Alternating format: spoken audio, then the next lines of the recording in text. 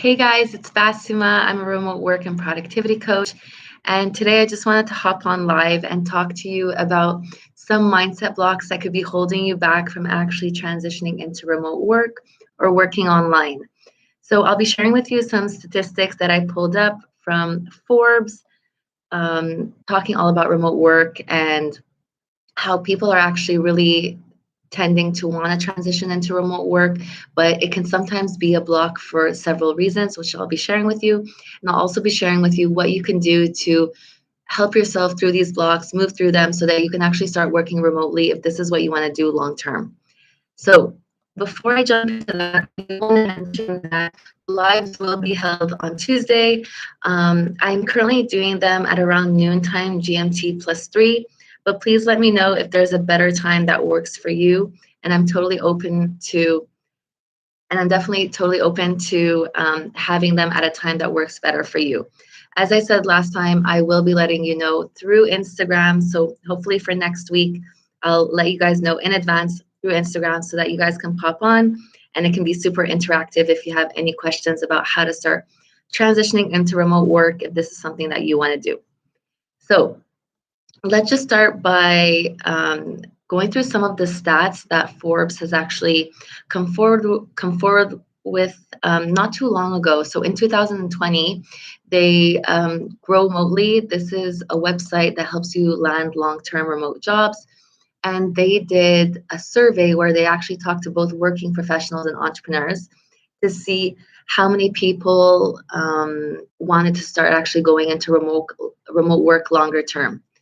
So the interesting thing here was that 97% of employees didn't want to return back to the office full time. So they actually wanted some type of hybrid model where they'd be working from home and then also from the office. So both things would be part time. And then 61% of employees actually wanted to be fully remote. So if you're currently working remotely because of COVID, but know that once COVID is done, you're going to have to go back to the office and you're not wanting to do that, but you're facing a couple of blocks that are preventing you from making that transition long term, then that I'll be sharing with you today what helped me when I was considering making a transition to remote work. Back in 2018, when no one I knew around me was working remotely, everyone was in the corporate 9 to 5 lifestyle, and that wasn't working for me. So let's jump into some of the blocks that I've experienced, and I know many people experience before actually making that transition into remote work. So the number one thing is fear of being judged by the people that you either went to school with or work with, your parents, your friends, people that you have on your social media, all these things. So this is a major fear that can hold us back from actually making that shift into remote work. And so the way it came up for me was back in 2018. I had just graduated a year before that, and nobody I knew was working remotely. Everyone was working in the corporate 9 to 5 lifestyle, and I quickly knew that that wasn't for me. And I had actually seen that a couple of years prior to 2018 because I was doing some internships in corporate. And even though I enjoyed the internships, I just truly did not enjoy the lifestyle that comes with working 9 to 5.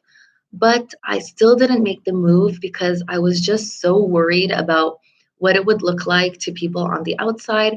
And I didn't know back in 2018 if it meant that I would have to make a complete career transition to start working remotely.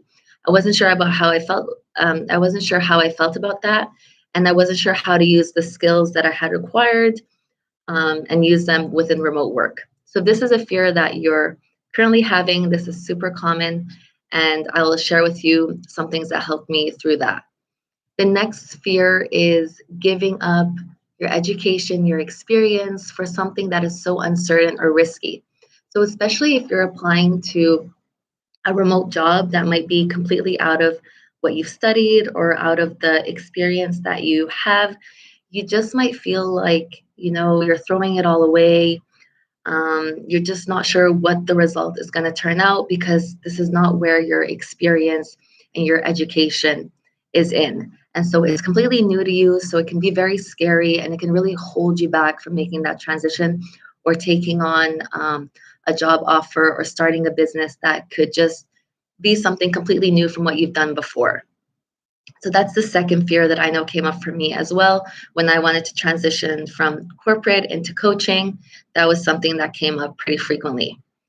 Now, another thing could be that you're not associating work from home as a legit job in comparison to working in an office or working in corporate.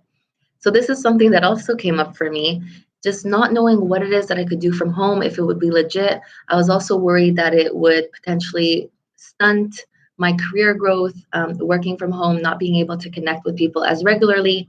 So that was something that also pushed me off from transitioning into remote work.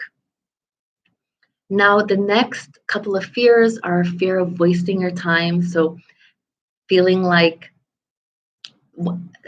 feeling like you're just worried that if you do transition and it doesn't work out the way you hope, that at the end of the day you wasted time, you should have just stuck on the path that you knew. Or fear of regret, fear of change. This is something that I had. I really liked being in that comfort zone. I always feared change. I didn't welcome it easily, and so these are things that all prevented me from transitioning into remote work. I'd love to hear in the comment section, if you do watch this live after, if you have experienced any of these fears so far. So these are a couple of fears that had come up for me at the time. And then there's also perfectionist. So if you have a tendency to feel like you're a perfectionist, I know this came up for me, just wanting to make sure I was great. I had the right experience first. I had the right skills first. I felt confident enough first. And so all these things pushed off me actually starting because I wanted everything to be perfect first. So if this is something that you're also going through that's been holding you back, then that's definitely something to look into. So just having those perfectionist tendencies start to kick in for you and prevent you from actually transitioning into working online. Now, some of the solutions, or I should say, some of the things that can definitely help you work through these, so not hold you back any longer and work through them while you're also transitioning into remote work. So the thing here is that one doesn't have to follow the other. You can work through these while you're also taking the steps to go into remote work, and I definitely recommend that. That's the best way to see, is it the right thing for you? Do you enjoy it? And at the same time, not waste time, not hold yourself back any longer. So the first thing that was super helpful for me was to find communities of people that are going to empower these ideas that you have. So like I said earlier, back in 2018, I didn't know anyone in my circle that was working online. So I had to search for these. So I went around looking on Reddit, Facebook groups, YouTube comments, looking for any type of accountability, any type of thing that would make me start to think from a place of opportunity and not consistently from a place of fear. So if you can't find these, there's tons of free programs and paid programs as well, where you can really start to connect with people that have like-minded ideas like you and could start to motivate you and encourage you in the direction that you want to go in when it comes to remote work. They'll also hold you accountable to actually following through on these commitments that you're telling yourself you want to make and these dreams that you have. This is especially important, once again, if you're not in a circle of people that are doing the things that you want to do. So I'm also in this situation right now because I moved to Kuwait for my husband's work, and no one I know here in my circle works online.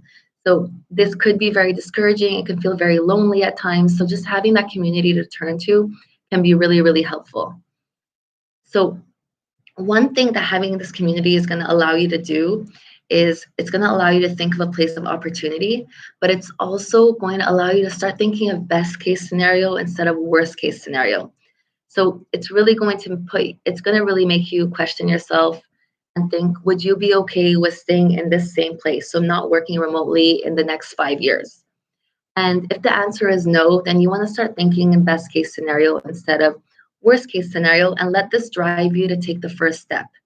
So one thing to remember here is that you don't have to go all in right away, but you do want to start taking those little steps forward so that you're gaining some momentum and you're going forward in that direction that you want to go.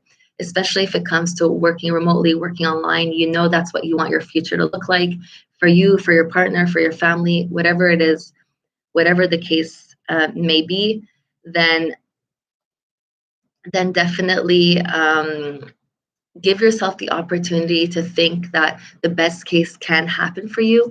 And the best way you can do this is surrounding yourself with people that do have that mindset, have similar goals or dreams to you, and then you both can hold each other accountable towards those dreams and goals. So that's the first thing I definitely recommend you doing to help you move through those fears of working remotely. The second thing that I encourage you to do is really define what happiness and success looks like for you. So, what it looked like for me back when I was in corporate was really gaining back control over my time and freedom. I felt like those were the most things that I lost working in an office in a 9 to 5 job. And I wanted to work any kind of career that would allow me to gain that freedom of time and control and let that be in my control and not someone else's control. So, at the end of the day, the most important opinion on your life is going to be your own. And if you feel happy, peaceful, successful with whatever decision you're making right now, then that's all that matters.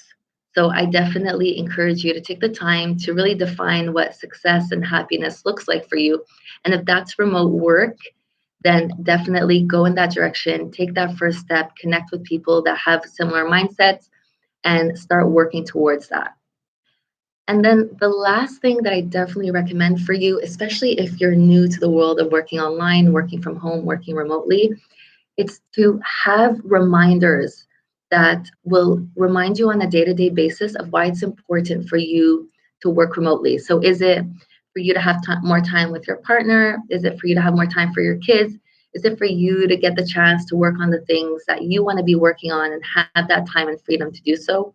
Really be clear with it and remind yourself daily.